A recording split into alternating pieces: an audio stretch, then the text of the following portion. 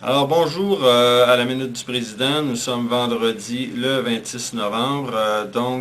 Hier, vous n'êtes pas sans savoir, enfin je vous le dis, il y a eu une lettre des médecins de notre C3S qui a été publiée dans Le Devoir parce que les médecins disent s'inquiéter fortement des coupures de services qui découlent du déficit budgétaire. Les médecins ont fait cette sortie publique-là, enfin, ont jeté un pavé dans la mare. Et évidemment, je ne vous cache pas que la journée était très active au niveau des médias, on était très sollicités. Alors donc, on a eu des entrevues avec M. Dutrissac à Radio-Canada, etc.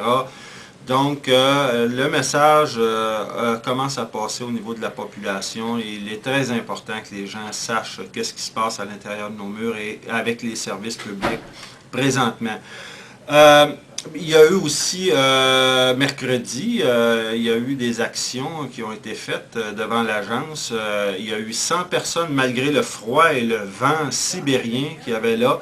Il y a eu des journalistes qui sont venus là aussi et on a pu faire cette opération de visibilité là, avec nos 50 figures tout le long de la clôture de l'agence. Alors, c'était quand même assez impressionnant à voir. Alors, on remercie tout le monde de ça, d'avoir mangé leur lunch par grand froid.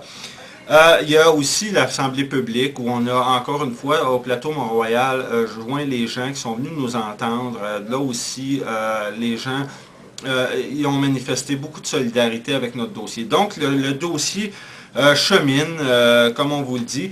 Et je vais être un peu, comme on dit en québécois, achalant. Je vous rappelle que la semaine prochaine, là, bientôt, on va avoir le 3 décembre notre fameux party. Là, on l'annonce un peu partout. Donc, on vous invite à venir fêter avec nous, qu'on puisse se parler de choses et d'autres, qu'on rit ensemble et qu'on puisse prendre, s'il le faut, un bon coup pour signer le temps des fêtes et surtout nos solidarités.